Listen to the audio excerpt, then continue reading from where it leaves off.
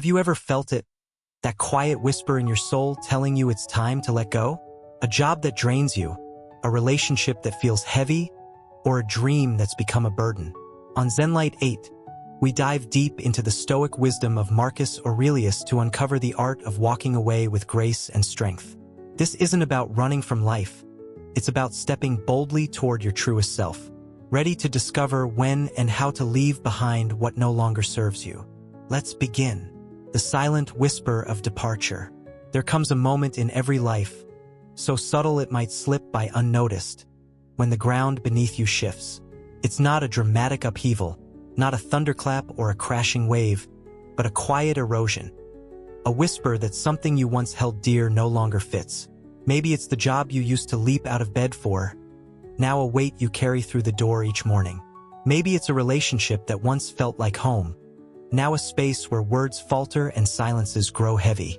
Or perhaps it's a dream you poured your heart into, only to find it's become a tether, pulling you away from who you're becoming.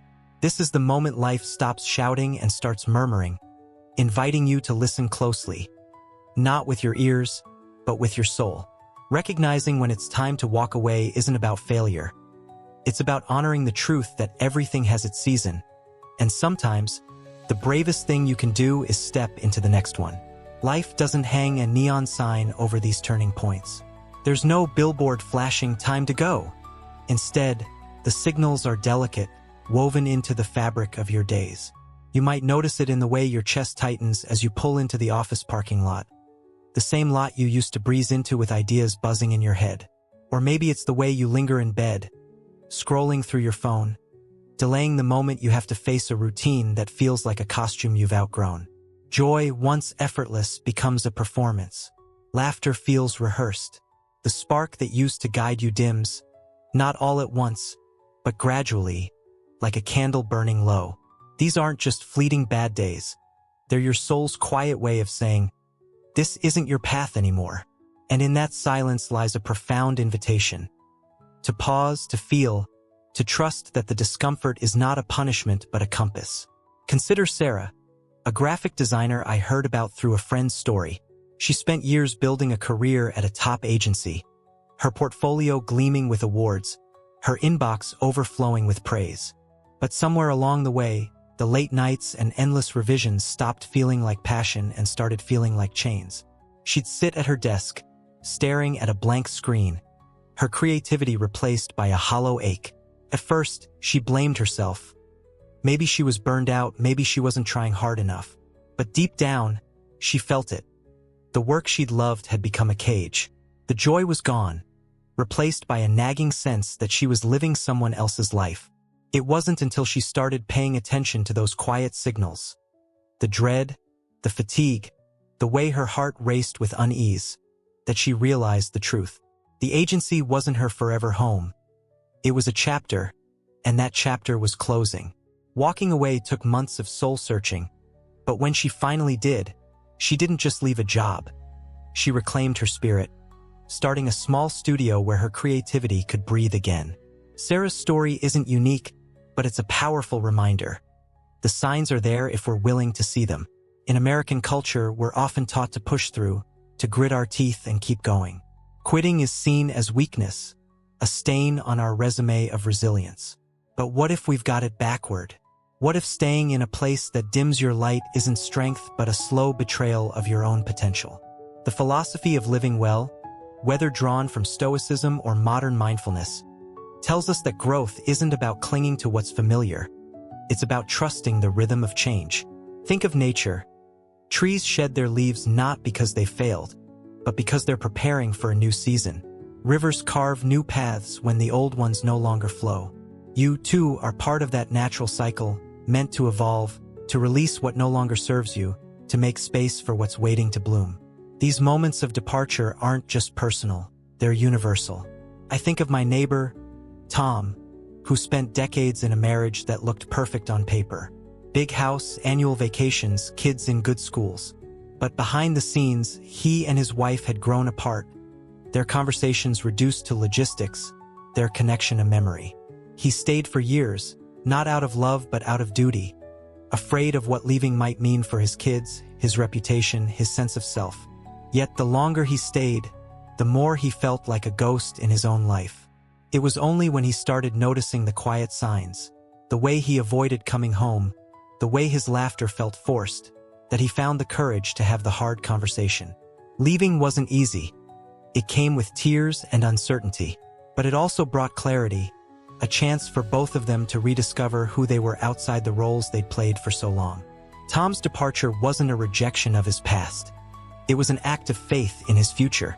What makes these signals so hard to trust is their subtlety. We're conditioned to wait for a crisis, a blowout fight, a public failure, a neon-lit epiphany. But life rarely works that way. More often, it's the slow drip of unease, the quiet moments when you catch yourself wondering, is this all there is? That question isn't a dead end. It's a doorway. It's your inner voice, your intuition, nudging you toward a truth you've been too busy or too scared to face. In the hustle of American life, where productivity is king and busyness is a badge of honor, it's easy to drown out that voice with noise. Meetings, deadlines, social media, Netflix binges, they all conspire to keep you distracted. But the whisper persists, patient and persistent, waiting for you to carve out a moment of stillness to hear it. This isn't about running away from problems or abandoning responsibility. It's about discernment, about recognizing when staying is no longer about loyalty but about fear of change, fear of the unknown, fear of what others might think. The beauty of this moment, this quiet shift, is that it's not asking you to destroy what was. It's asking you to honor it by letting it go, to say thank you to the job, the person, the dream that shaped you, and then to turn toward what's next with an open heart. It's a sacred pause, a chance to ask yourself, what kind of life do I want to build from here? What kind of person do I want to become? As you stand at this crossroads, know that recognizing the time to leave is only the first step. It's the spark that lights the way, but the journey forward requires something more. A compass to guide you, a clarity about what matters most. That's where the deeper work begins, where you learn to align your steps with the values that anchor your soul. The Stoic spirit of release. The decision to walk away is rarely a loud one. It doesn't come with trumpets or a standing ovation. It arrives in the quiet corners of your heart, a steady pulse of truth that refuses to be ignored. In a world that celebrates grit and glorifies endurance, the Stoics offer a different kind of wisdom. Leaving isn't running. It's not surrender or weakness. It's a profound act of strength, a declaration of clarity, and a commitment to living in alignment with your deepest self. To the Stoics, walking away is not about escaping discomfort, but about embracing honesty, choosing inner harmony over hollow persistence, and stepping into the unknown with a heart anchored in virtue. Stoicism, at its core, is a philosophy of presence. It's about meeting life exactly as it is, not as you wish it to be, not as others expect it to be, but as it unfolds in this moment. When the job you once loved starts to feel like a script you're tired of reciting, or when a relationship that once lifted you up begins to pull you down, the Stoic doesn't panic. They pause. They breathe. They ask, is this still true for me? Is this still mine to carry? This isn't impulsiveness, it's discernment. It's the discipline to look at your life without flinching, to see the cracks in what you've built, and to trust that those cracks aren't flaws but signals, pointing you toward a path that better serves your soul.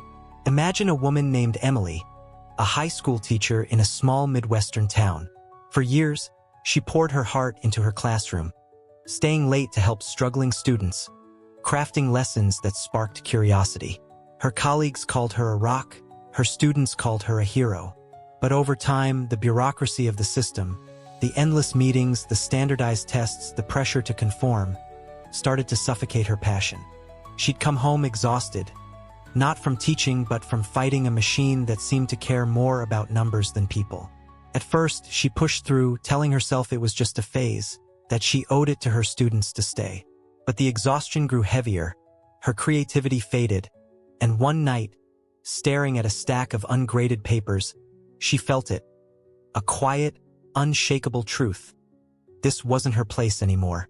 Leaving meant letting go of her identity as the teacher everyone loved, risking judgment from colleagues, and stepping into uncertainty.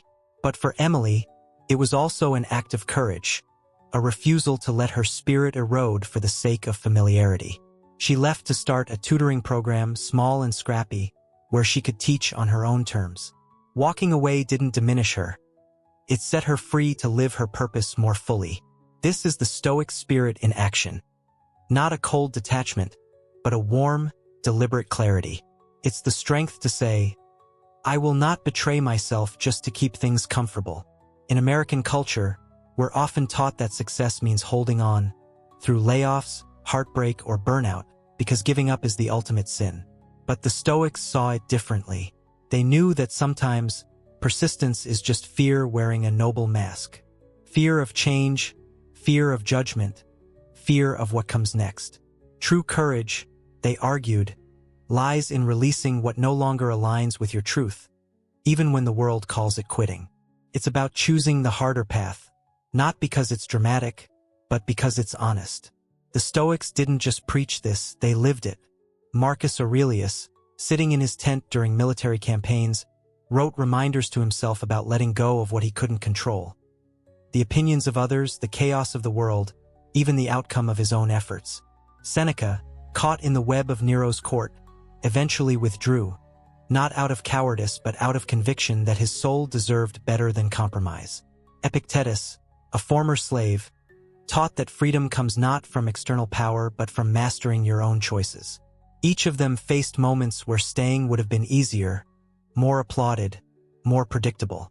But they chose the path of integrity, proving that walking away isn't about losing, it's about reclaiming. What makes this act so powerful is its quietness. There's no need for grand gestures or fiery exits. The Stoic doesn't burn bridges or slam doors. They close them gently, with respect for what was and gratitude for what it taught them. It's a release, not a rejection. It's saying, thank you for this chapter, but my story is moving on. And in that release, there's a kind of alchemy. What felt heavy becomes light, what felt like loss becomes possibility. You don't walk away to erase the past. You walk away to honor it, to carry its lessons forward while leaving its weight behind. This clarity doesn't come overnight. It's built through daily practice, through moments of stillness where you learn to hear your own voice above the noise of expectation. In a fast-paced American life, where we're bombarded with deadlines, notifications, and the pressure to have it all, finding that stillness can feel like a rebellion. But it's in those pauses that you start to see clearly. You notice the way your shoulders tense when you think about work. You feel the ache in your chest when you're with someone who no longer sees you. You sense the fatigue of chasing a goal that's lost its meaning. These aren't random. They're your soul's way of waving a flag, urging you to pay attention. For many of us, the hardest part is trusting that whisper. We're taught to doubt ourselves, to seek validation from bosses, friends, or social media likes. But the Stoic spirit asks you to lean inward, to trust that the unease you feel is not a flaw but a guide. It's your inner compass, pointing you toward a life that feels more like yours. And when you follow it, you're not just leaving something behind, you're stepping into something new, something truer, something that lets your light shine brighter. Knowing your core values. But how do you know where to go when you walk away? How do you trust that the path ahead is the right one? The Stoics had an answer. Before you release what's holding you back, you must first know what's worth holding on to. Not fame, not wealth, not the approval of others, but the unshakable values that define who you are at your core. Virtue, honesty, courage, compassion. These are the stars that guide you when the world grows dark, the anchors that keep you steady when life's storms hit. Without them, leaving is just drifting. With them, it's a journey toward wholeness. Values are more than abstract ideals. They're the heartbeat of your life, the quiet truths that shape every choice you make. They're what make you feel alive when you're living in alignment, and what leave you hollow when you stray. For the Stoics, the ultimate good was virtue, living in a way that's reasonable, honorable, and true to your deepest self. Marcus Aurelius didn't measure his worth by his crown or his conquests. He measured it by whether he acted with justice and wisdom each day. Seneca didn't chase applause, he sought clarity, even when it meant stepping away from power. Epictetus, with nothing but his mind and his will, found freedom by staying true to his principles. They knew that external things, jobs, relationships, status, come and go, but your values are eternal. They're the compass you carry within, always pointing toward your true north. Think of a man named David, a corporate lawyer I met at a community event in Seattle. He'd climbed the ladder at a prestigious firm, his name on the letterhead, his bank account flush. But late at night, when the city quieted, he'd lie awake, haunted by a question. Is this who I am? The money was nice, the corner office was impressive, but something was missing. He started reflecting on what mattered most to him. Not just what he'd been told to want, but what set his soul on fire. He realized it wasn't winning cases or wowing clients. It was helping people, making a difference that felt real. That realization became his guide. He left the firm, not impulsively, but after months of soul-searching, and took a job with a nonprofit defending tenants' rights. The pay was less, the office was cramped, but for the first time in years, David felt whole. His values, justice, service, integrity, hadn't just pointed him toward a new path. They'd given him the courage to take it. In America, we're often swept up in a culture of more. More success, more followers, more stuff. It's easy to lose sight of what truly matters when you're chasing goals that aren't yours. That's why the Stoics urged constant self-examination, a habit of stepping back to ask, what kind of person am I becoming? What am I affirming by staying here? What am I sacrificing for the sake of comfort? These questions aren't easy. They demand honesty, and honesty can sting. But they're also liberating because they cut through the noise and bring you back to yourself. Values aren't something you discover once and forget. They're a living conversation. They evolve as you do, shaped by your experiences, your mistakes, your moments of clarity. I think of my friend Lisa, who spent her 20s building a career in marketing, jetting between cities, her Instagram a highlight reel of glamorous campaigns. But after a health scare forced her to slow down, she started questioning what she was running toward. In the quiet of recovery, she journaled about what mattered. Creativity, yes, but also connection, authenticity, and leaving a positive mark. Those values didn't fit the corporate grind she'd been chasing. So she pivoted, starting a podcast where she interviewed artists and activists, sharing stories that inspired rather than sold. It wasn't a straight line. There were doubts, lean months, moments of wondering if she'd made a mistake. But every time she felt lost, she returned to her values, and they lit the way forward. Finding your values isn't about perfection, it's about intention. You don't need to have all the answers or a flawless moral code. You just need to start asking, what makes me feel alive? What do I want to stand for, even when no one's watching? For some, it's integrity, keeping your word, even when it's hard. For others, it's kindness, lifting others up, even when you're struggling. For many, it's courage, showing up fully, even when you're afraid. Whatever they are, your values are your foundation, the roots that keep you grounded when life tries to pull you off course. In practice, this means building rituals to stay connected to your core. Write down 5 things you refuse to compromise. Maybe it's honesty, family, growth, freedom, or service. Keep them somewhere you can see. A note on your fridge, a reminder on your phone, a journal you open each morning. When life gets foggy, and it will, these are your lighthouse, guiding you back to clarity. Before you make a big decision, like staying or leaving, ask, does this honor what I hold dear? Does this bring me closer to the person I want to be? If the answer is no, you've already got your direction. This work isn't just philosophical, it's practical, especially in a culture that often rewards conformity over conviction. In the US, we're bombarded with messages about what success looks like. The big house, the fancy title, the picture-perfect life. But the Stoics remind us that true success isn't external. It's internal. It's the peace of knowing you're living in alignment, even if the world doesn't applaud. It's the freedom of saying, this is who I am, and I'm not afraid to walk toward it.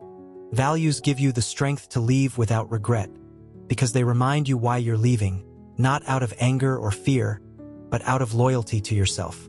They're the map you unfold when the road ahead feels uncertain. The voice that whispers, you're not lost, you're just finding your way. And as you take those first steps, you realize that walking away isn't just about letting go. It's about holding on to what matters most. But clarity about your values is only the beginning. The Stoic path demands more than knowing what's right. It asks for the courage to act on it, to face the discomfort of change with a steady heart. That's where the deeper journey unfolds, where you learn to trust not just your compass, but your own strength to follow it, the courage to let go. There's a myth we tell ourselves, one woven deep into the fabric of American life. Holding on is heroic. We celebrate the grind, the hustle, the refusal to quit, as if staying put, no matter the cost, proves our worth. But the Stoics saw through this illusion, and their wisdom cuts like a blade through the noise. Sometimes, the truest courage isn't in clinging to what's familiar. It's in letting go. To release something that once defined you, a career, a love, a dream, takes a quiet, unshakable bravery, one that doesn't shout for attention but glows with the steady light of self-respect. It's not just walking away. It's choosing to protect your peace, to honor your wholeness, even when the world doesn't understand. This is the Stoic art of courage, not a battle cry, but a whisper that says, I will not abandon myself. Letting go is never just about leaving, it's about what you're choosing to preserve. It's about recognizing that something that once nourished your soul has become a weight, pulling you away from the person you're meant to be. The job that lit you up now dims your spark. The relationship that felt like a sanctuary now feels like a storm. The goal you chased with fire in your heart now feels like a chain around your ankles. These aren't just changes in circumstance, they're shifts in truth. And the Stoic knows that staying loyal to a truth that's no longer yours isn't noble. It's neglect. Courage lies in saying, this was meaningful, but it's not mine anymore, and stepping forward with gratitude instead of guilt. Picture Anna, a chef in a bustling Chicago restaurant. For years, her life revolved around the kitchen. The clatter of pans, the rush of service, the thrill of creating dishes that left diners speechless. She'd built her identity around being the chef, her name synonymous with culinary excellence. But as the years wore on, the long hours and relentless pressure began to erode her joy. She'd snap at her team, dread the dinner rush, and feel a pang of emptiness even after a perfect night. At first, she fought it, doubling down on her work, convinced she just needed to push harder. But one evening, standing over a simmering pot, she felt it. A stillness, a truth she couldn't ignore. The kitchen wasn't her home anymore. Leaving meant dismantling an identity she'd spent a decade building, facing questions from colleagues, and risking the uncertainty of a new path. But Anna chose courage. She left to start a community cooking class, teaching families to find joy in simple meals. It wasn't glamorous, but it was alive, and so was she. Her courage wasn't in staying. It was in releasing what no longer fed her soul. This kind of bravery is rarely celebrated. In America, we're quick to applaud the loud victories, the promotions, the viral moments, the triumphs that shine. But the quiet courage of letting go, it's invisible to most. It happens in late-night journal entries, in tearful conversations with a friend, in the moment you finally admit to yourself that you're worth more than suffering in silence. It's the courage to disappoint others, to hear the whispers of why would you leave that? Or you had it all, and still choose yourself. The Stoics understood this deeply. They didn't seek approval, they sought alignment. Marcus Aurelius wrote of acting only in accordance with reason, not swayed by the crowd. Seneca chose solitude over the poison of Nero's court. Epictetus, bound by slavery, found freedom in his unwavering principles. Their courage wasn't about standing firm in every fight. It was about knowing which fights were worth their soul. What makes letting go so hard is the meaning we attach to what we're leaving. That job wasn't just a paycheck. It was pride, purpose, a piece of who you were. That relationship wasn't just a person. It was memories, promises, a vision of the future. That dream wasn't just a goal. It was hope, identity, the story you told yourself about who you'd become. Releasing these things feels like losing a part of yourself, and that loss can ache like a wound. But the Stoics remind us, you're not losing yourself. You're returning to yourself, the parts of you that matter most, Your integrity, your heart, your capacity to grow don't vanish when you let go. They come alive. They breathe again, unburdened by what no longer fits. This courage isn't reckless or impulsive. It's deliberate, rooted in reflection. It's the resolve to sit with discomfort, to ask the hard questions. Am I staying because this is right, or because I'm afraid to leave? Am I holding on out of love or out of fear? In American culture, we're often taught that fear is something to conquer through action. Work harder, love deeper, chase faster. But the Stoic sees fear differently. They don't fight it, they examine it. They hold it up to the light and ask, what are you protecting me from? More often than not, fear is guarding the illusion of safety, the comfort of the known. And the Stoic knows that true safety lies not in staying still, but in trusting your ability to navigate what's next. I think of my cousin, Mike, who spent years in a tech startup, riding the wave of Silicon Valley's promise. He had stock options, a ping-pong table in the office, and a title that made people nod approvingly at parties. But beneath the perks, he was miserable, sleepless from stress, disconnected from his family, haunted by the sense that he was building someone else's dream. He stayed because leaving felt like failure, like admitting he couldn't hack it. But one day, after a particularly brutal week, he sat in his car outside the office and felt a wave of clarity. This wasn't his life. Walking away meant giving up a paycheck, a status, a story he'd told himself about success. But it also meant reclaiming his time, his health, his ability to be present for his kids. Mike started a small woodworking business, crafting furniture in his garage. It wasn't lucrative, but it was his. His courage wasn't in the money he left behind. It was in the life he chose to build.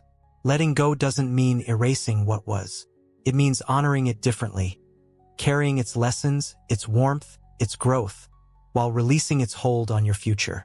It's a bow to the past, not a burning of it. And in that release, there's freedom. Not the kind that comes with applause, but the kind that settles deep in your bones, whispering, "You are enough, just as you are." This is the courage the Stoics revered. The strength to choose peace over pride, truth over pretense, and yourself over the expectations of others. Listening to the silence of the soul. But how do you know when it's time to let go? The Stoics believed the answer lies not in the noise of the world, but in the quiet of your soul. When your heart grows silent, not empty, but still, it's speaking to you. It's not a scream or a siren. It's a gentle nudge, a subtle shift that says, something here is no longer yours. This silence isn't absence.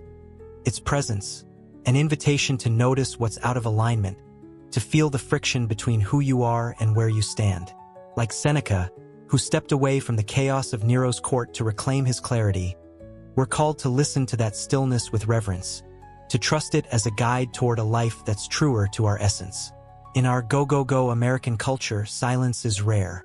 We fill our days with podcasts, playlists, meetings, and notifications, as if stillness is something to avoid. But the Stoics knew that silence is where truth lives. It's where you hear the questions you've been too busy to ask. Why do I feel so heavy here? Why does this place, this person, this routine no longer light me up? That heaviness isn't random. It's your soul's way of signaling change. It's not telling you to run. It's asking you to pay attention, to pause, to feel the dissonance and let it guide you, not with panic, but with purpose. Consider Rachel, a nurse I read about in a local paper. She'd spent a decade in the ER, thriving in the high-stakes rhythm of saving lives. Her colleagues relied on her calm under pressure. Her patients trusted her steady hands. But after years of double shifts and emotional tolls, especially during the pandemic, she noticed a change. She wasn't just tired. She was quiet. Not the quiet of exhaustion, but something deeper, like her soul had retreated to a corner, waiting for her to notice. At first, she ignored it, chalking it up to burnout.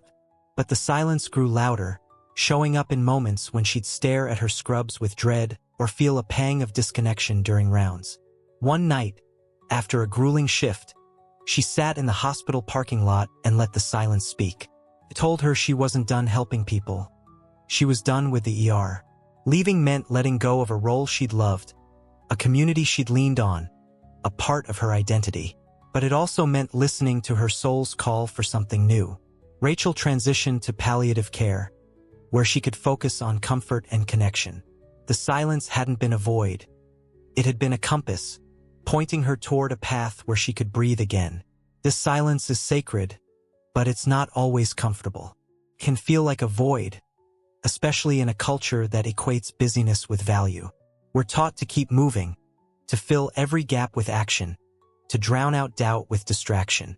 But the Stoics saw silence differently, not as emptiness but as clarity.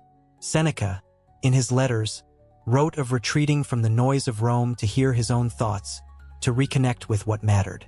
He didn't flee life. He sought it more deeply, stripping away what no longer served his purpose. His silence wasn't resignation. It was rebellion, a refusal to let the world's chaos drown out his truth. Listening to your soul's silence takes practice, especially when life is loud. It's carving out moments to be still. Maybe a walk in the park, a morning with no screens, a notebook where you spill your thoughts without judgment. In those moments, you start to notice the patterns. The way your energy dips in certain places, the way your heart lifts in others. These aren't accidents. They're data, your soul's way of mapping the path ahead. For me, I remember a time when I was stuck in a job that looked good on paper but felt wrong in my bones. I'd come home drained, not from work but from pretending I belonged there. It was only when I started taking quiet evening walks, no phone, no music, that I heard it. A stillness that said, "You're meant for more." That silence didn't solve everything, but it gave me the courage to start asking questions, to trust that the answers were already within me. In America, we often fear silence because it forces us to face ourselves. No filters, no distractions, just the raw truth of who we are and what we want. But that's exactly why it's powerful. It's where you meet your inner voice, the one that knows you better than anyone else. It's where you realize that the discomfort you feel isn't a flaw. It's a signal urging you to grow. The Stoics called this voice your daimon, your inner guide, always whispering what's true, even when it's inconvenient.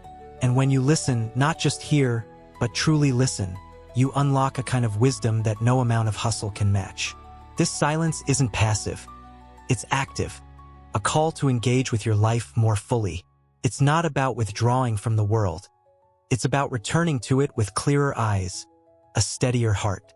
When Seneca stepped away from Nero's court, he didn't vanish. He wrote letters that still echo today, guiding generations toward courage and clarity. His silence wasn't an end. It was a beginning, a space where he could create something eternal.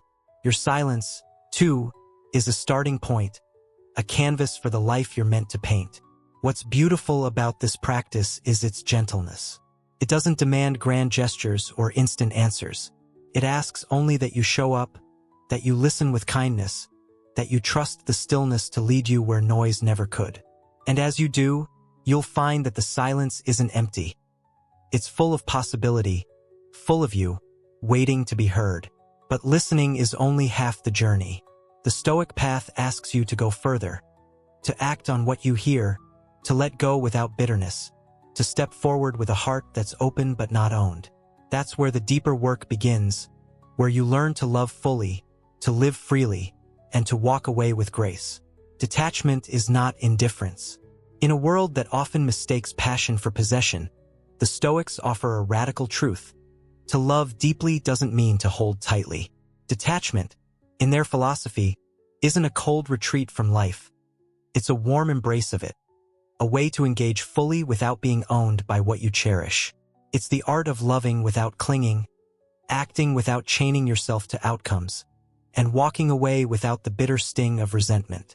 Far from indifference, Stoic detachment is clarity, a lens that lets you see life's beauty without the distortion of neediness. It's what allows you to leave a chapter behind, not with anger, but with gratitude, carrying its lessons like treasures rather than its burdens like chains. Too often, we confuse attachment with devotion. We think loving someone means controlling their path, or that pouring our heart into work means tying our worth to its success. But the Stoics saw this for what it was, a trap, a subtle theft of our freedom. Attachment makes us fragile. It ties our peace to things we can't command, like other people's choices or the whims of fate. When a relationship ends, we don't just mourn the person, we mourn the future we imagined. When a job falls apart, we don't just lose income, we lose the identity we built around it. Detachment doesn't numb these feelings. It reframes them. It teaches you to love the moment without demanding it last forever, to give your all without expecting the world to bend to your will. This freedom, not frost, a way to live with open hands instead of clenched fists. Take Claire, a painter I heard about through a local art gallery.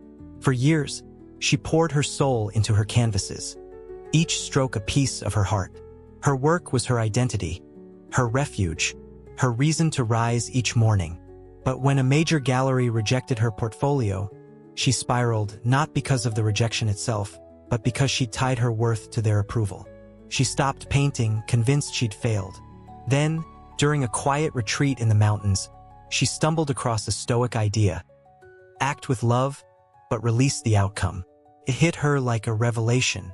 She'd been clinging to validation, letting it define her art. Slowly, she began to paint again. Not for galleries, but for the joy of creation. When she finally let go of needing applause, her work transformed. She sold pieces, yes, but more importantly, she found peace. Detachment didn't dull her passion. It deepened it, letting her create from truth rather than desperation. This is the Stoic gift. Detachment as a form of love, not a rejection of it. It's loving your partner without needing to shape their destiny. Working hard without staking your soul on the result. Chasing dreams without letting them own you. In American culture, we're often taught that love is all-consuming, that success demands obsession. We wear our attachments like badges. Look how much I care. Look how hard I fight. But the Stoics knew this kind of love could become a cage. True love, they argued, is free. It flows without grasping, it gives without demanding. It's the difference between holding someone's hand and clutching their wrist, between planting a garden and refusing to let the flowers grow wild. Marcus Aurelius captured this beautifully when he wrote, "Accept whatever comes to you woven in the pattern of your destiny." He wasn't preaching passivity. He was urging us to meet life with grace, to act with purpose but release the need to control what follows.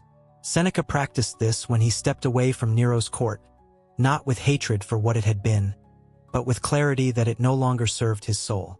Epictetus lived it every day, owning nothing but his principles, yet finding joy in a life others might call barren. Their detachment wasn't apathy. It was wisdom, a way to love life without being crushed by its changes. Practicing this isn't easy, especially in a culture that thrives on intensity.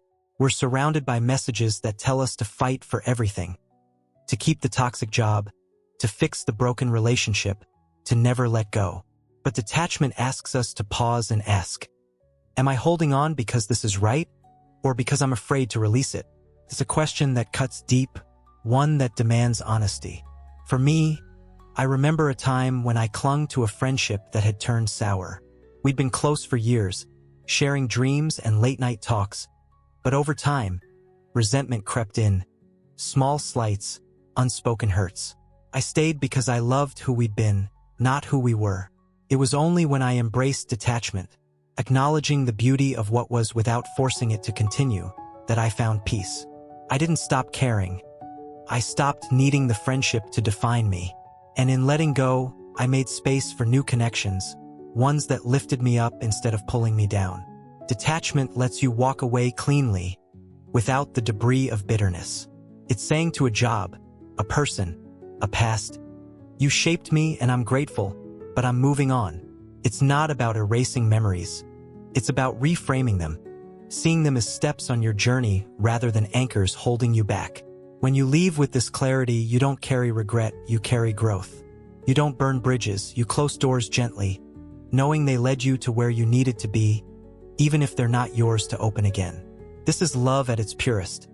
Big enough to let go, strong enough to move forward, wise enough to trust that life's flow is bigger than your grip. In practice, detachment is a daily ritual. Each morning, hold something you value, a photo, a keepsake, your coffee mug, and remind yourself, I cherish this, but I don't need it to be whole. It's a small act, but it trains your heart to love without owning, to act without enslaving yourself to results. Over time, you'll find that detachment isn't loss, it's liberation. It's the freedom to live fully in each moment, knowing it's yours to savor, not to keep. Overcoming the fear of the unknown. If detachment is the art of letting go, then courage is what carries you forward, especially when the path ahead is shrouded in shadow. The unknown is a powerful force, one that can root us in place, even when we're standing in pain. We cling to the familiar, a draining job, a fading love, a life that no longer fits, not because it's good, but because we know it. Its discomfort is predictable, its rhythm memorized. The unknown, though, it's a blank page, and our minds are quick to fill it with worst-case scenarios. What if I fail? What if I'm alone? What if I regret it? But the Stoics saw through this illusion, and their wisdom is a beacon. Fear of the unknown is a story we tell ourselves, not a truth we have to live. By facing it, questioning it, and stepping into it, we don't just overcome fear, we transform it into possibility. Fear is a master storyteller. It spins vivid tales of disaster, painting the future in shades of loss and shame. It whispers that leaving your job will lead to ruin, that ending a relationship will leave you empty, that letting go of a dream will make you less. In American culture, we're fed these fears from every angle. Ads that warn us to stay safe, success stories that glorify certainty, social pressures that equate change with instability. But the Stoics knew that fear thrives in the dark, growing larger the longer we avoid it. Their solution wasn't to ignore it, but to confront it, to sit with it, dissect it, and see it for what it is. Not fact, but fiction, a guess dressed up as wisdom. Consider James, a factory worker I met at a community center in Ohio. For 15 years, he'd clocked in at the same plant, his hands steady on the assembly line, his life mapped out in paychecks and routines. But the plant was struggling. Layoffs loomed, morale sank, and James felt the weight of it all. He dreamed of opening a bakery, a passion he'd nurtured since childhood, baking bread for neighbors on weekends. But fear held him back. What if the bakery failed? What if he couldn't pay his bills? What if people laughed at a factory guy chasing a silly dream? Those questions kept him stuck until one day, after a Stoic-inspired workshop, he tried something new. He wrote down his fears: failure, debt, judgment. Then he wrote what could happen if he succeeded. A business he loved, a life he chose, a legacy of warmth and flower-dusted mornings. Finally, he wrote the most likely outcome. Some struggle, some joy, a chance to grow. Seeing his fears on paper stripped them of their power. They weren't truths, just possibilities. James took a leap, starting small with a weekend stall at the farmer's market. It wasn't easy. There were slow days, tight months. But every loaf he sold felt like a victory, not over fear, but with it. The unknown hadn't been a void, it had been a canvas. This is the Stoic approach. Don't run from fear, examine it. Epictetus taught that it's not things themselves that disturb us, but our judgments about them. The unknown isn't inherently dangerous. It's our stories about it that paralyze us. When you feel that familiar dread, what if I can't start over? What if I'm not enough? Pause and ask, is this real or is it imagined? Most fears crumble under scrutiny, revealed as shadows, not walls. The Stoics didn't promise a life without uncertainty. They promised a life where uncertainty doesn't rule you. They taught that courage isn't the absence of fear, but the choice to move forward despite it, to trust that you're stronger than your doubts. In America, we're often sold the idea that certainty is the goal. A stable job, a perfect plan, a life without surprises. But certainty is a myth, and chasing it can trap us in places we've outgrown. I think of my friend Sarah, who stayed in a toxic relationship for years, not because she was happy, but because she knew its patterns. The fights, the apologies, the fleeting highs, they were familiar, and familiarity felt safe. The idea of being alone, of starting over, was terrifying. What if she never found love again? What if she regretted it? But one night, after a particularly painful argument, she sat with her fear and asked herself, what's worse, staying here or facing what's next? The answer was clear. She left not with a map, but with a belief that she could figure it out. Months later, she told me that the unknown hadn't been empty. It had been full of growth, new friendships, and a quieter kind of joy. Her fear hadn't lied to her. It had just told half the story. Overcoming fear doesn't mean you'll never feel it. It means you'll learn to walk with it, to let it be a passenger rather than the driver. The Stoics gave us tools for this. Write down your worst-case scenario, then the best, then the most likely. Look at them side by side, and you'll see fear for what it is, a guess, not a prophecy. Imagine what could go right. The job that lights you up, the love that lifts you, the dream that grows wings. These aren't fantasies. They're as real as your fears, and just as possible. With each step into the unknown, you rewrite the story, turning "what if I fall" into "what if I soar." The beauty of this journey is that the unknown isn't a chasm. It's a threshold. It's not where you lose yourself. It's where you find yourself, where you discover what you're made of. Every time you choose courage over comfort, you build a trust that no fear can shake. Trust in your ability to adapt, to grow, to thrive, no matter what comes. This is the Stoic promise. Not a life without shadows, but a life where shadows don't stop you from shining. But courage and detachment are only part of the path. The Stoic journey asks you to go deeper, to apply these truths to the heart of your life, to the relationships and roles that shape you most. That's where the real transformation begins, where you learn to love without losing yourself and to build a life that's truly yours. Walking away in love. Love is the most human of experiences, a force that binds us, lifts us, and sometimes challenges us to our core. In relationships, whether with a partner, a friend, or family, we pour our hearts into connection, weaving dreams, memories, and hopes into the fabric of togetherness. But the Stoics, with their clear-eyed wisdom, remind us that love isn't about possession or permanence. It's about presence, clarity, and mutual growth. Sometimes the highest act of love isn't staying, no matter the cost, but walking away when staying would erode your integrity. To leave with gratitude, not resentment, is to honor what was, to cherish its lessons, and to set both yourself and the other free to become who you're meant to be. Leaving a relationship is one of the hardest choices we face. It's not just about saying goodbye to a person. It's about letting go of a shared history, a vision of the future, a piece of your heart that still beats with their name. In American culture, we're often taught that love means fighting through anything, misunderstandings, pain, even betrayal, because giving up feels like failure. But the Stoics saw love differently. To them, love was not a contract to endure suffering, but a commitment to virtue, to acting with compassion, honesty, and respect. If staying in a relationship means shrinking yourself, silencing your truth, or betraying your values, then love demands a different choice, not out of anger, but out of reverence for what love should be. Consider Maya, a woman I met through a mutual friend's story.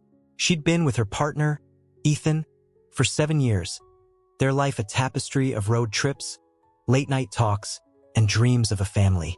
But over time, Ethan's ambition pulled him into a world of constant work, leaving Maya feeling like a guest in her own relationship. She tried to bridge the gap, planning date nights, starting hard conversations, but the more she reached, the more distant he became. Staying felt like love, like loyalty, but it also felt like losing herself. One evening, sitting alone in their quiet apartment, she realized that love wasn't about clinging to what they'd had. It was about honoring who they were now. Leaving wasn't easy. It meant tears, doubts, and nights spent wondering if she'd made a mistake. But Maya chose to walk away with gratitude for the laughter they'd shared, the lessons they'd taught each other, the love that had shaped her. She didn't burn the memories. She carried them gently, letting them light her path forward instead of tethering her to the past. In leaving, she didn't stop loving Ethan. She set them both free to find lives that fit their souls. This is the Stoic vision of love. Not ownership, but witnessing. Marcus Aurelius wrote of love as a privilege, a chance to see another's journey without needing to control it. Seneca spoke of relationships as partnerships in growth, not chains to bind us. Epictetus, with his unyielding focus on what's within our power, reminded us that we can't force someone to change. We can only choose how we respond. To walk away in love is to say, I care for you, but I must also care for myself. I wish you well, but I won't lose myself to keep us together. It's a choice that honors both of you, recognizing that sometimes the kindest thing is space. Space to heal, to grow, to rediscover who you are apart. In America, we're often fed a romantic ideal of love as eternal, unchanging. A story that must end in happily ever after. Movies and songs tell us to fight for love at all costs, to stay even when it hurts. But the Stoics knew that love, like life, evolves. It's not static, it shifts, deepens, sometimes fades. Walking away doesn't mean you failed. It means you're honest enough to see that the season has changed. It's not about erasing the good times. It's about refusing to let them justify pain. It's choosing gratitude over guilt, saying, thank you for what we shared. Instead of, why couldn't we make it work? This gratitude transforms leaving into an act of reverence, a way to hold the past with warmth while stepping into a future that's yours. I think of my friend Alex, who faced this choice in a lifelong friendship. He and his best friend, Ryan, had been inseparable since high school. Teammates, confidants, brothers in all but blood. But as they grew older, Ryan's choices, reckless spending, constant drama, started to pull Alex into chaos he didn't want. He stayed for years out of loyalty, hoping Ryan would change. But the more he stayed, the more he felt his own peace unraveling. Finally, after a night of reflection, Alex realized that love didn't mean enabling harm. It meant setting boundaries, even if it hurt. He distanced himself, not with a fight, but with a quiet conversation, thanking Ryan for the years they'd shared. It wasn't closure in the tidy Hollywood sense, but it was truth. Alex didn't stop caring. He just stopped letting care cost him his soul. Today, he's found new friendships that lift him up, but he still holds Ryan in his heart, a testament to what was, not a chain to what isn't. Walking away in love means carrying the good without the weight. It's remembering the laughter, the late nights, the moments that made you feel alive, and letting them live in your memory without demanding they define your now. It's understanding that love doesn't end when you leave. It changes shape, becoming a quiet ember that glows with wisdom instead of burning with need. This is the Stoic way, to love fiercely, but freely, to give your heart without giving up your truth. And when you leave with this clarity, you don't just walk away. You walk toward a life that's more honest, more whole, more you. Career and purpose. Your job is not your identity. In a culture obsessed with titles, paychecks, and LinkedIn profiles, the Stoic truth feels like a rebellion. We spend so much of our lives working 40, 50, 60 hours a week that it's easy to let our careers define us. Lawyer, teacher, CEO, barista. These labels become our shorthand, our answer to, who are you? But the Stoics cut through this illusion with surgical precision. Your worth isn't in what you do for a living, but in how you live. They urge us to seek work that aligns with our values, not our vanity, to chase purpose over prestige, and to build a life where meaning matters more than applause. In America, the dream job is practically a religion. From childhood, we're asked, what do you want to be when you grow up? As if our career will be our whole story. We're sold a narrative of climbing ladders, collecting accolades, and measuring success by how loud the world cheers. But what happens when the dream job becomes a nightmare? When the corner office feels like a cage, or the passion you started with fades into routine? The Stoics didn't tie their value to their roles. Marcus Aurelius was an emperor, Seneca a playwright, Epictetus a slave, yet each found meaning not in their titles but in their principles. They knew that work is a vehicle, not a verdict, a way to express your values, not a mirror of your soul.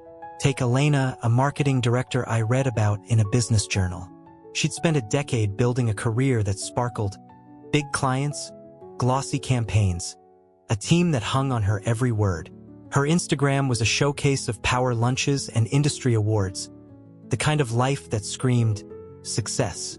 But late at night, when the notifications stopped, Elena felt empty. The campaigns she crafted sold products she didn't believe in. The meetings she led drained her creativity, and the pressure to perform left her anxious. She'd bought into the idea that her job was her worth, that leaving meant admitting defeat. But after a particularly soul-crushing project, she started asking herself, what do I value? Not fame or bonuses, but connection, creativity, impact. Those values didn't fit her corporate life, they pointed somewhere else. Elena left to start a nonprofit helping small businesses tell their stories. The pay was lower, the hours just as long, but for the first time she felt alive. Her work wasn't her identity. It was her expression, a reflection of what mattered most. This is the Stoic call, to find work that resonates with your core, not your ego. It's not about rejecting ambition. Stoics weren't afraid of effort or achievement, but about anchoring it in something deeper. What do you stand for? Integrity, service, growth, freedom? These are the roots that keep you grounded, the compass that guides you when the world pulls you toward flash over substance. In a culture that rewards hustle, it's easy to chase what shines. Big titles, bigger checks, the approval of strangers. But the Stoics remind us that true success isn't external. It's the quiet certainty that you're living in alignment, even if no one notices. I think of my neighbor, Tom, who spent 20 years as a car salesman, charming customers and hitting quotas. He was good at it, great even, but he hated it. The pressure to close deals, the constant upselling, the feeling that he was pushing people into choices they didn't need. It wore him down. He stayed because it paid the bills, because it was what men do, because leaving felt like abandoning his family. But one day, after a Stoic-inspired book crossed his path, he started reflecting on what he valued. Honesty, craftsmanship, helping others. Those didn't fit the showroom. They fit the woodworking shop he dreamed of since he was a kid. Tom took a risk, starting small with custom furniture in his garage. It wasn't glamorous. No commissions, no corner office. But every piece he built felt like truth. He wasn't just making tables. He was making a life that matched his soul. Finding this alignment isn't always dramatic. Sometimes it's not about quitting your job. It's about redefining your relationship to it. Maybe you're a teacher who values growth, so you focus on mentoring one student at a time. Maybe you're a coder who values creativity, so you carve out side projects that spark joy. The Stoics didn't demand perfection. They demanded intention. They asked you to show up fully, to bring your values to whatever you do, whether it's flipping burgers or running a company. Because at the end of the day, it's not the job that defines you. It's the way you inhabit it, the way you let it reflect who you are instead of dictating it. In practice, this means constant reflection. At the end of each week, ask, what part of my work felt true? What part felt forced? The answers are your guide, pointing you toward what to keep and what to release. If your job clashes with your values, if it demands you compromise what you hold dear, it's a sign to reconsider, not because you're weak, but because you're awake. And if you choose to leave, do it with clarity, knowing that purpose isn't found in a paycheck or a title. It's found in the quiet moments when you can look at yourself and say, this is me, and I'm enough. The Stoic path isn't about escaping work. It's about embracing it as a canvas for your values, a way to live with integrity no matter where you clock in. It's about building a life where what you do serves who you are, not the other way around. And as you align your career with your purpose, you'll find a freedom that no promotion can match. The freedom to be yourself, fully and unapologetically. But aligning your work and relationships is only part of the journey. The Stoic path asks you to go further, to leave with grace, to stay true to your choice, and to carry your values into every step you take. That's where the deeper transformation unfolds, where you learn to close one chapter and begin the next with a heart full of truth. The art of leaving gracefully. Leaving is more than a decision. It's an art, a delicate dance of intention and integrity that transforms an ending into a beginning. In a world that often glorifies dramatic exits, think fiery resignations or tear-soaked breakups, the Stoics offer a quieter, more powerful path. To walk away with grace, clarity, and respect, not just for what you're leaving behind, but for the person you're becoming. This isn't about slamming doors or burning bridges. It's about closing a chapter with a gentle hand, leaving no trace of bitterness, no shadow of regret. To leave gracefully is to choose growth over escape, to honor the past while stepping boldly toward the future, carrying only the wisdom it gave you. Graceful departure is a discipline, one that requires you to rise above the pull of anger or pride. It's easy to leave in a huff, to let frustration spill over into sharp words or pointed silences. But the Stoic knows that how you leave reveals who you are. It's a mirror of your character, a testament to your values. Are you someone who scatters resentment like ashes, or someone who plants seeds of gratitude, even in goodbye? The art of leaving well isn't about pleasing others. It's about preserving your peace, ensuring that when you look back, you see a path marked by dignity, not debris. Imagine Laura, a project manager at a tech firm in Austin. For years, she thrived in her role, leading teams through tight deadlines with a calm that earned her respect. But as the company grew, so did its demands. Endless overtime, shifting priorities, a culture that valued profit over people. Laura felt her enthusiasm fade, replaced by a quiet dread each morning.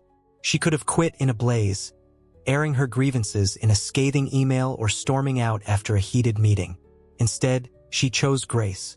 She met with her boss, expressed gratitude for the opportunities she'd had, and explained that her values no longer aligned with the company's direction.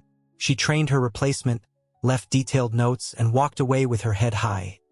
Not because she had to, but because she wanted to leave as the best version of herself. Months later, when she started her own consulting business, she carried no baggage from her past role, only the clarity that comes from closing a door with care. Laura's exit wasn't just a departure. It was a statement. I choose growth, and I choose it with grace. This Stoic art is rooted in respect, for yourself, for others, for the journey you've shared. Every path you've walked, even the painful ones, has shaped you. The job that drained you taught you resilience. The relationship that broke your heart showed you strength. The dream that didn't pan out revealed what you truly value. To leave gracefully is to bow to these lessons, to say, thank you for what you gave me, without clinging to what no longer fits. It's not about pretending everything was perfect. It's about acknowledging the truth of what was, the good and the hard, and letting it rest in its season. In American culture, we're often encouraged to make a splash, to leave with a statement that echoes. Think of the viral resignation letters or public breakups that dominate headlines. They're loud, memorable, but often hollow. The Stoics, though, prized substance over spectacle. Marcus Aurelius urged us to act only in accordance with reason, to speak only what's true. Seneca left Nero's court not with fanfare, but with quiet resolve, choosing clarity over chaos. Epictetus, who owned nothing but his principles, showed that true freedom lies in how you carry yourself, not in how others perceive your exit. Their departures weren't performances. They were reflections of their souls, steady and unshaken. Leaving gracefully doesn't mean avoiding pain. Endings hurt even when they're right. There's a tenderness in saying goodbye to something that mattered. A job you poured years into, a person you loved deeply, a vision you held close. That ache is proof of your investment, a sign that you gave yourself fully. But the Stoic doesn't let pain twist into bitterness. They feel it, honor it, and let it pass, knowing that freedom waits on the other side. Not the freedom of running away, but the freedom of moving toward. It's the lightness that comes when you leave without grudges, the peace of knowing you've acted in alignment with who you are. For me, I remember leaving a volunteer group I'd been part of for years. It was a community I loved. Weekly meetings, shared goals, the kind of bond that feels like family. But over time, the group's focus shifted, and I found myself at odds with its new direction. Staying felt like betraying my values, but leaving felt like betraying my friends. I wrestled with it for months, until I realized that grace was my guide. I met with the group's leader, thanked her for the memories, and explained my reasons with honesty, not blame. I didn't disappear. I stayed for one last meeting, celebrating what we'd built together. Walking away wasn't easy, but it was clean. I carried the love forward, not the weight, and that made all the difference. In practice, leaving gracefully means preparation. Before you go, reflect. What did this experience teach me? How can I honor it in my goodbye? Maybe it's a letter you write but don't send, naming the growth you gained. Maybe it's a conversation where you express gratitude, even if it's hard. Maybe it's simply a moment of silence, a mental bow to what was. These acts aren't for show. They're for you, a way to close the chapter with clarity, to ensure that when you step into the next one, you're not dragging shadows behind you. The beauty of this art is its ripple effect. When you leave with grace, you leave room for possibility, new connections, new paths, new versions of yourself. You show others that endings don't have to be destructive. They can be creative, a canvas for growth rather than a battlefield of regret. And in that choice, you don't just walk away. You walk forward, lighter, freer, ready for what's next. Memento mori, thinking of death to live truly. The Stoics had a practice that might sound grim at first, but it's one of the most life-affirming tools they left us. Memento mori, the reminder that you will die. Far from a morbid obsession, this was their way of sharpening focus, of cutting through the clutter of distraction to reveal what truly matters. Time is finite, a currency we spend without knowing the balance, and the Stoics believed that remembering death wasn't about fear, it was about freedom. It was a call to let go of what's trivial, to release what no longer serves, and to live each day in alignment with your deepest values, knowing that every moment is a gift you won't get back. In America, we don't talk about death much. It's tucked away in hospitals, softened with euphemisms, avoided in favor of optimism and hustle. We're taught to chase tomorrow, better jobs, bigger houses, brighter futures, as if time is endless. But the Stoics saw death not as an enemy, but as a teacher, a gentle nudge to ask, if today were my last, would I be proud of how I'm living? That question isn't meant to scare you. It's meant to wake you, to pull you out of autopilot and in to intention. It's what pushes you to leave the job that dims your soul, to walk away from the relationship that stifles your growth, to let go of the dream that's become a burden. Because if time is short, why spend it on anything less than what makes you whole? Take Daniel, a retiree I met at a mindfulness retreat. For decades, he'd worked as an accountant, climbing the corporate ladder, saving for a someday he rarely questioned. But a health scare in his 50s, a routine checkup that uncovered a shadow on a scan, changed everything. The shadow turned out to be benign, but the scare was a wake-up call. Daniel started practicing memento mori, not as a morbid ritual, but as a daily reminder to live deliberately. He asked himself, what am I holding onto that doesn't matter? The answer was his job. Secure, respected, but joyless.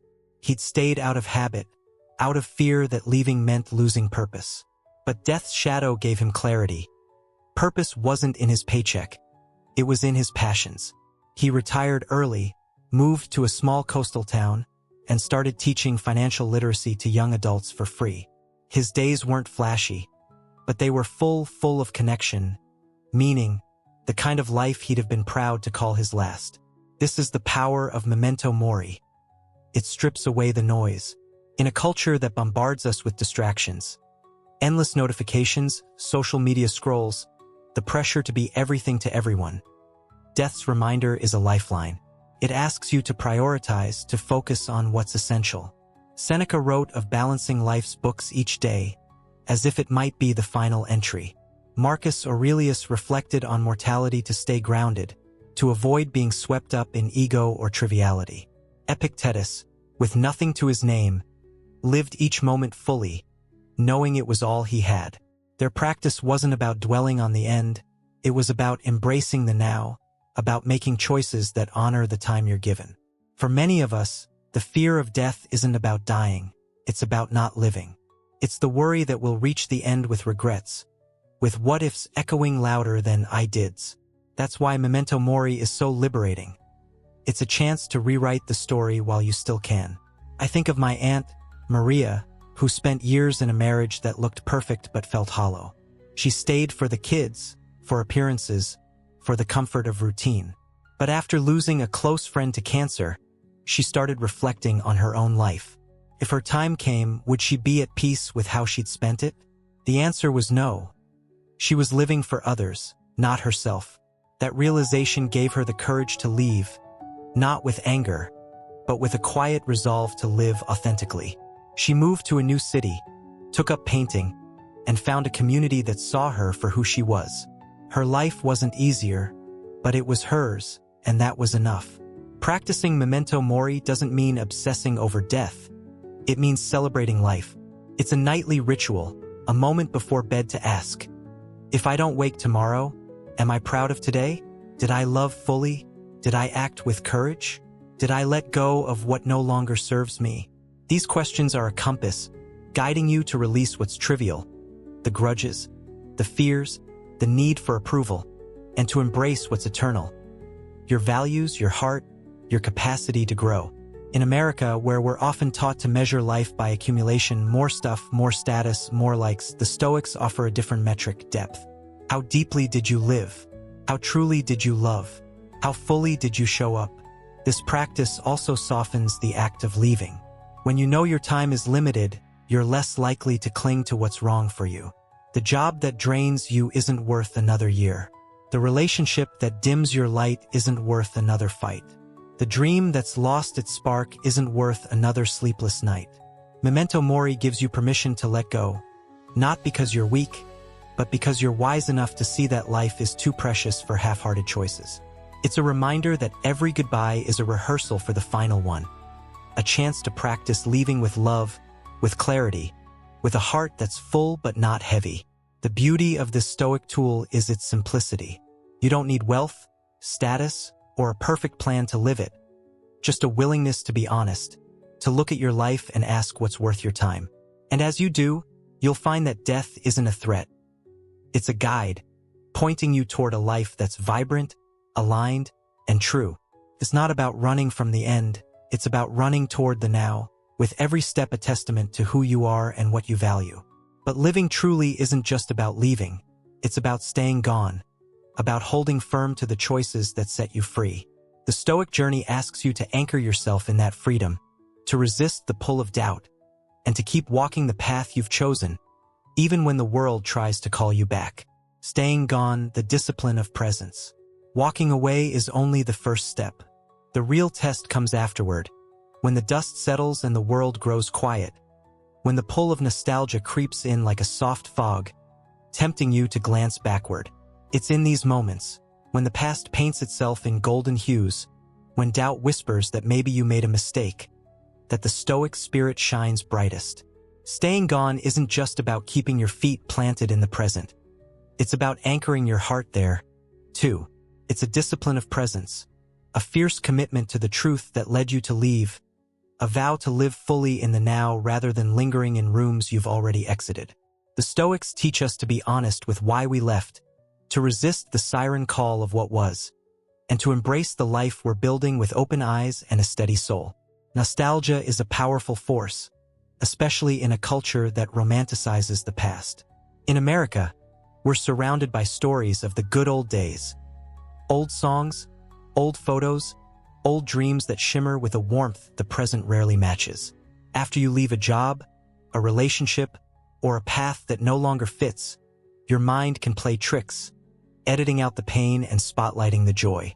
That toxic workplace, you remember the office banter, not the sleepless nights. That fading love, you recall the first kiss, not the last fight.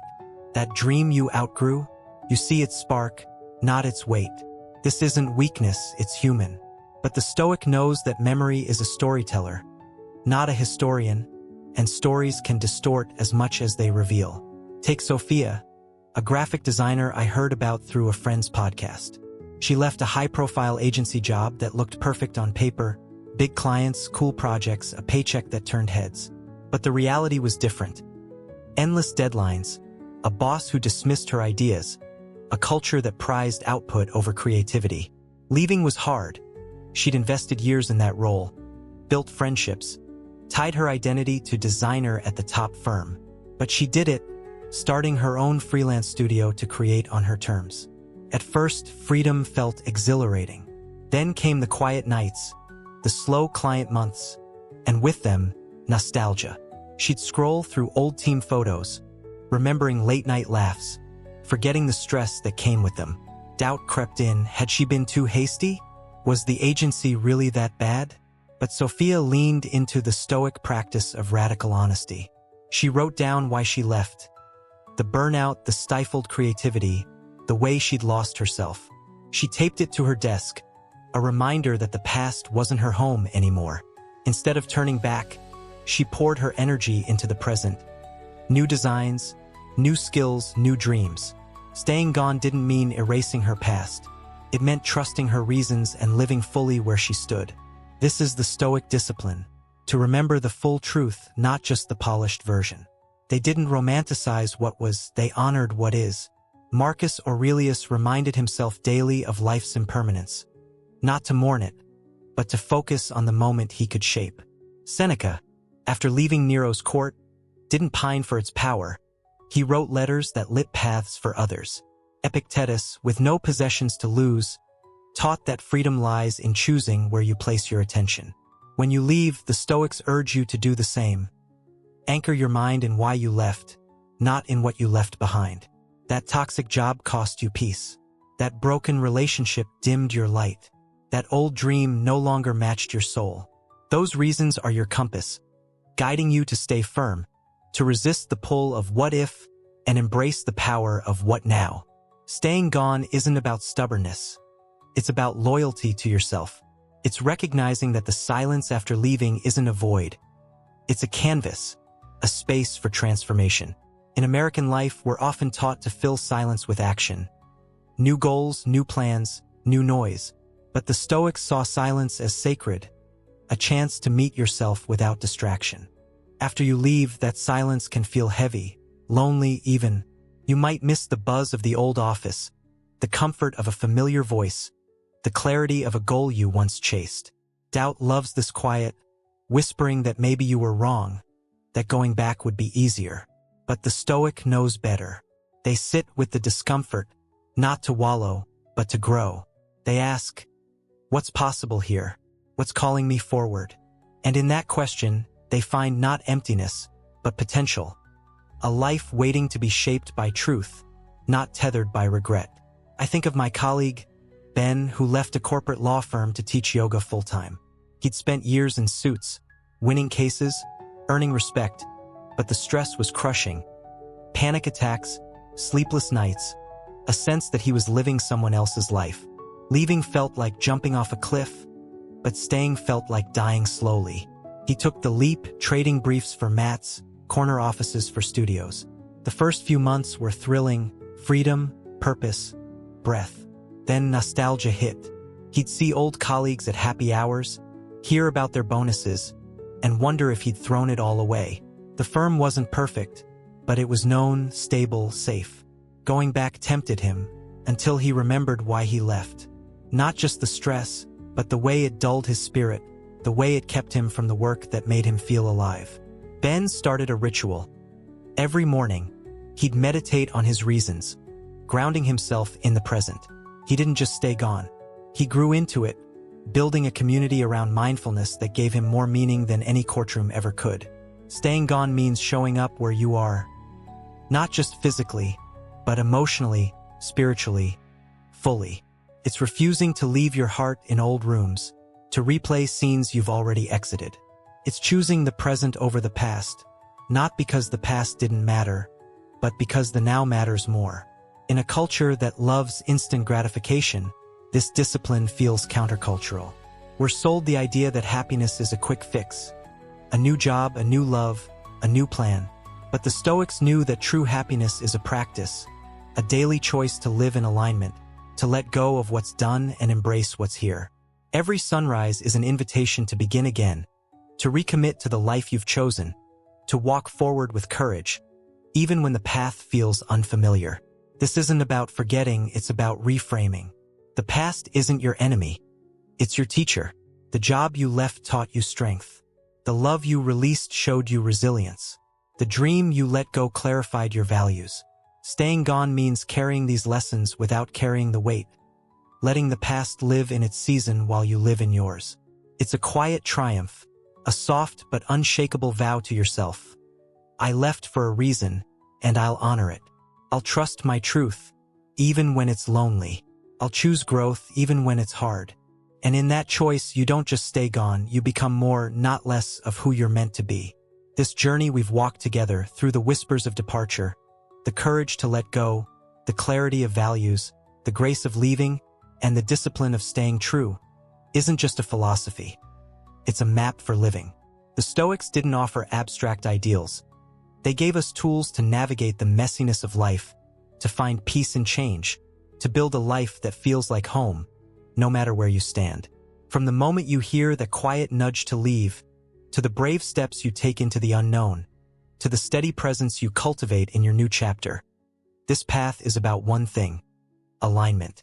It's about living in harmony with your soul, choosing truth over comfort, growth over fear, and presence over nostalgia.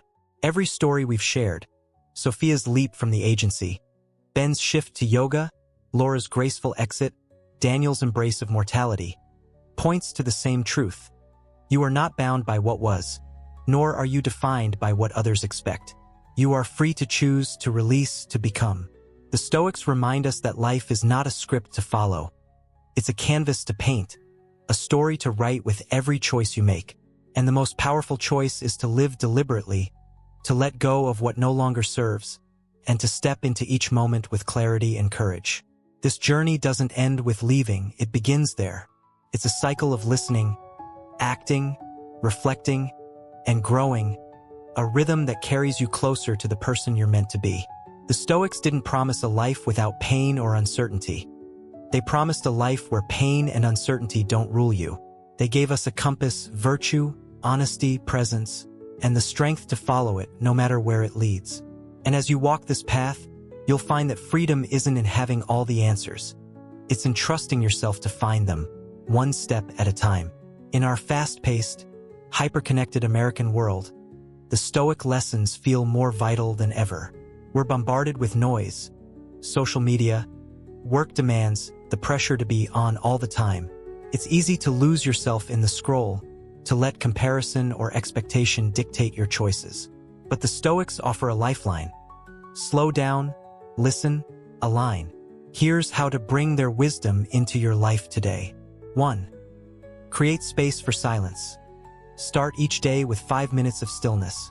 No phone, no to-do list, just you and your thoughts. Ask, what feels true today? What's weighing me down? This practice, rooted in Stoic reflection, helps you hear your soul's whispers before the world drowns them out. 2. Anchor in your values.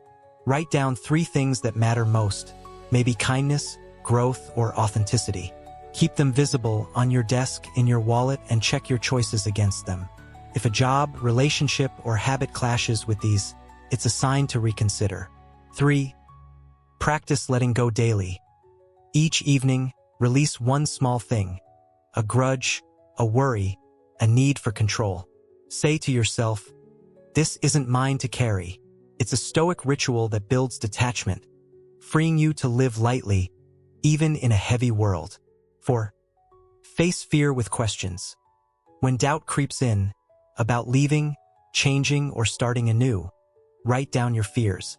Then ask, is this real or imagined? What's the best that could happen?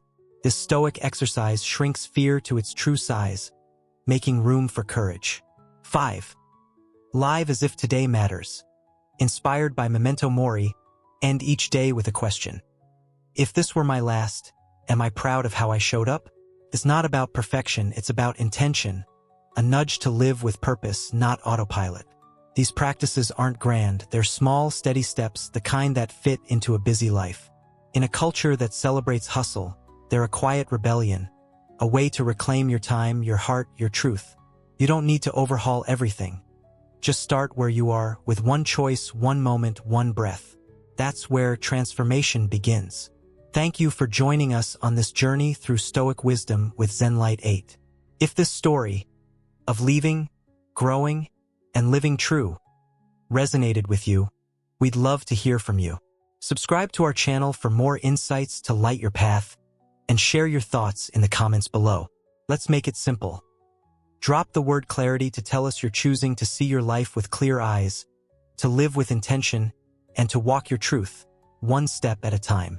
Together, let's build a community that embraces presence, courage, and the beauty of becoming. Keep shining, keep growing, and we'll see you in the next video.